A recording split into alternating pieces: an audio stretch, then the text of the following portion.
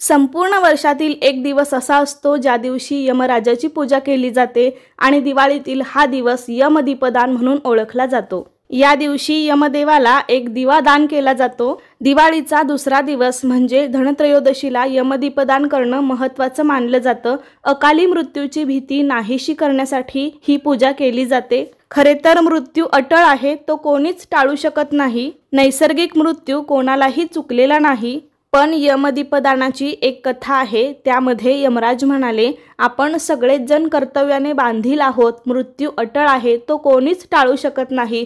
परंतु जो कोणी कार्तिक कृष्ण त्रयोदशीला धन्वंतरीची पूजा झाल्यावर आत्मज्योतीच्या रक्षणार्थ मलाही दीपदान करतील, त्यांना अकाली मृत्यू येणार नाही। त्यामुळे या दिवशी श्रद्धेने एक दिवा यमराजांना समर्पित केला तर आपल्यालाही अकाली मृत्यू येणार नाही।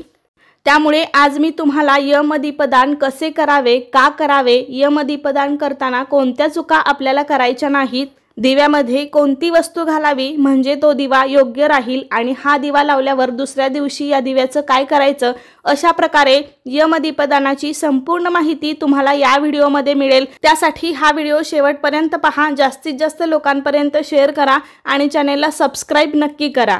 यावर्षी आपण मंगळवार दिनांक 29 ऑक्टोबर रोजी धनत्रयोदशीची पूजा आणि यमदीपदान देखील करायचं आहे। तर यमदीपदान म्हणजे धनत्रयोदशीच्या दिवशी संध्याकाळी यमदेवाला प्रसन्न करण्यासाठी एक दिवा लावला जातो आणि ह्या दिव्याचा अर्थ म्हणजे आपण यमदेवांना साक्षात प्रसन्न करतो। आमच्या कुटुंबामध्ये कोणाचाही अकाली अपघाती मृत्यू होऊ नये म्हणून त्यांना प्रार्थना केली जाते। आपल्या कुटुंबातील व्यक्तीवर अपमृत्यू येऊ नये म्हणून धनतेरसच्या दिवशी संध्याकाळी हा दिवा आपल्या घराच्या बाहेर लावला जातो। तर यमदेवासाठी दिवा बनवताना आपण फक्त गव्हाचं पीठ आणि त्यामध्ये किंचित हळद घालायची आहे आणि पाणी घालून आपल्याला थोडंसं घट्ट पीठ मळून घ्यायचं आहे आणि त्याचा दिवा बनवायचा आहे। व्हिडिओमध्ये तुम्ही पाहू शकता मी अशा प्रकारे थोडासा मोठा आणि खोलगट दिवा बनवणार आहे, कारण की त्यामध्ये थोडंसं जास्तीचं तेल मावतं आणि दिवा जास्त वेळ तेवत राहतो। लक्षात ठेवा, या पिठामध्ये किंवा ह्या दिव्यामध्ये आपल्याला चुकूनही मिठाचा वापर करायचा नाही।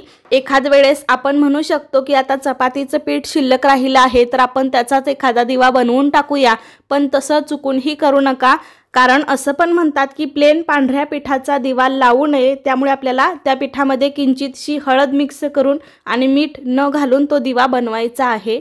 हे पीठ थोडंसं घट्ट मळलं तर आपल्याला दिवा चांगला बनवता येतो। ह्या दिव्यासाठी आपल्याला अशी वेगळीच कणिक मळायची आहे। चपातीच्या पिठामध्ये किंवा त्याच भांड्यामध्ये ह्याची कणिक मळू सुद्धा नका। एका ताटामध्ये तुम्ही ह्याची वेगळीच कणिक मळा। फक्त एक मोठा दिवा आणि 2 मुटके होतील एवढीच कणिक आपल्याला मळायची आहे।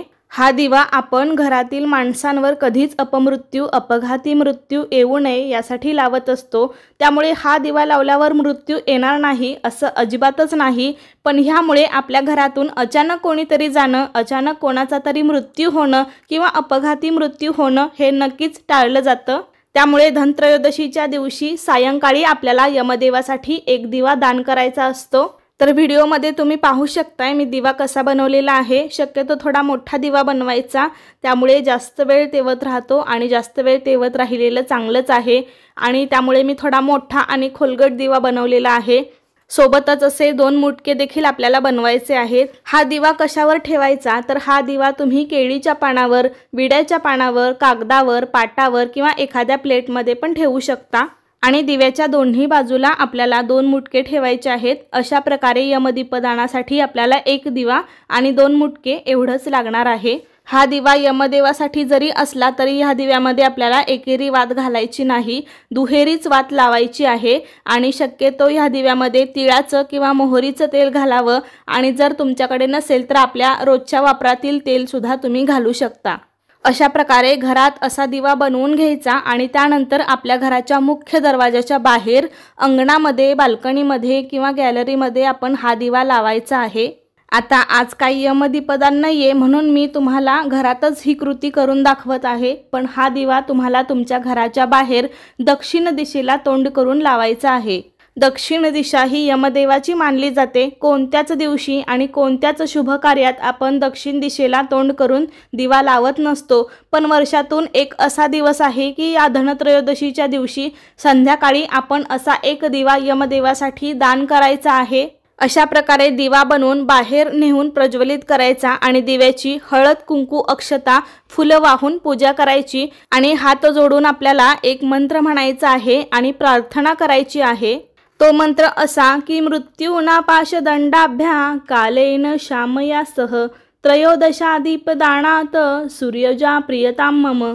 या मंत्राचा अर्थ असा होतो की त्रयोदशीच्या या दीपदानाने पाश आणि दंड धारण करणारा काळाचा अधिष्ठाता आणि श्यामला देवीसह असलेला सूर्यपुत्र यमदेव माझ्यावर प्रसन्न होऊ दे।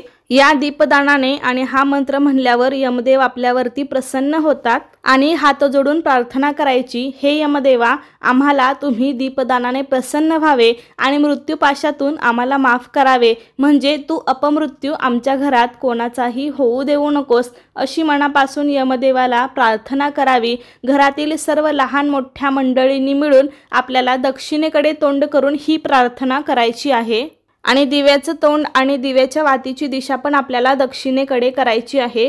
हा दिवा बाहेर लावल्यानंतर मग तुम्हाला या दिव्याची पूजा करायची आहे आणि मंत्र म्हणायचा आहे, प्रार्थना करायची आहे। तर हा दिवा धनत्रयोदशीच्या दिवशी तुम्हाला सायंकाळी लावायचा आहे। धनत्रयोदशीची पूजा झाल्यानंतर सायंकाळी 6 ते 8 या वेळामध्ये तुम्ही हा दिवा लावू शकता।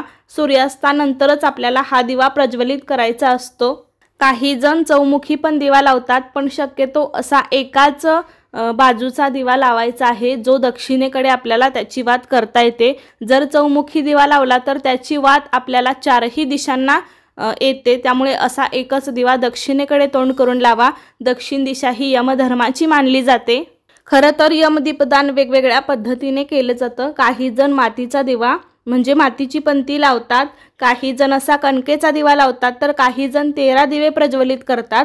तर तुमच्याकडे जशी पद्धत आहे त्यानुसार तुम्ही करू शकता, पण कणकेचा दिवा शास्त्रानुसार योग्य आणि अनुकूल मानला जातो, त्यामुळे या दिवशी शक्यतो कणकेचाच दिवा बनवा आणि हा दिवा प्रज्वलित केल्यानंतर दिव्याची पूजा केल्यानंतर तो कधी शांत होईल याची वाट बघत बसू नका। दिव्यातील तेल संपल्यावर तो आपोआप शांत होईल। दिवा लावून झाल्यावर आपण आपलं रोजचं काम करू शकता। तर हा दिवा शांत झाल्यावर दुसऱ्या दिवशी आपल्याला काय करायचं आहे, तर हा दिवा आपण अंगणामध्ये लावलेला असेल तर एखादं कुत्रं येऊन खाल्ला तो दिवा तरीही चालेल, नाही तर मग दुसऱ्या दिवशी सकाळी आपण हा दिवा कुत्र्याला खाऊ घालू शकतो आणि नसेल तर मग तो दिवा आपल्याला मोडायचा आहे, हाताने सगळा गोळा एक करायचा आहे आणि मग तो तुम्ही कचऱ्यामध्ये पण टाकू शकता किंवा कुत्र्यांना खाऊ घाला, पक्ष्यांनी खाल्ला तरीही चालेल किंवा तुम्ही पाण्यात विसर्जित केला तरीही चालू शकतं। पाण्यातील मासे कीटक वगैरे खाऊ शकतात। अशा प्रकारे यमराजाच्या नावाने आपण जर हा दिवा दान केला तर आपल्या कुटुंबामध्ये कोणाचाही अकाली अपघाती मृत्यू होत नाही। कारण स्कंद पुराणात असं म्हणतात की कार्तिक महिन्यातील कृष्ण पक्षातील त्रयोदशीला संध्याकाळी घराबाहेर यमदेवाला अर्पण केलेला दिवा ठेवल्याने अकाली मृत्यू टळतो। कारण मृत्यूची भीती प्रत्येकाला वाटत असते, त्यातही अकाली मृत्यूची भीती जास्तच असते। मृत्यू कधी कसा येईल हे कोणीच सांगू शकत नाही, परंतु कसाही तो येऊ नये यासाठी आपण प्रार्थना नक्कीच करू शकतो। तर अशा पद्धतीने वर्षातून एकच दिवस असा असतो की धनत्रयोदशीच्या दिवशी सायंकाळी यमदेवासाठी आपल्याला हा दिवा दान करायचा असतो। तर तुम्ही सुद्धा आपल्या कुटुंबातील प्रत्येक व्यक्तीसाठी असा दिवा नक्की लावा आणि प्रार्थना करा। तर कसा वाटला तुम्हाला आजचा व्हिडिओ मला नक्की सांगा। आवडला असेल तर लाईक करा, जास्तीत जास्त लोकांपर्यंत शेअर करा आणि असे छान माहितीपूर्ण व्हिडिओज पाहण्यासाठी आजच आपल्या चॅनेलला सबस्क्राईब करा। धन्यवाद।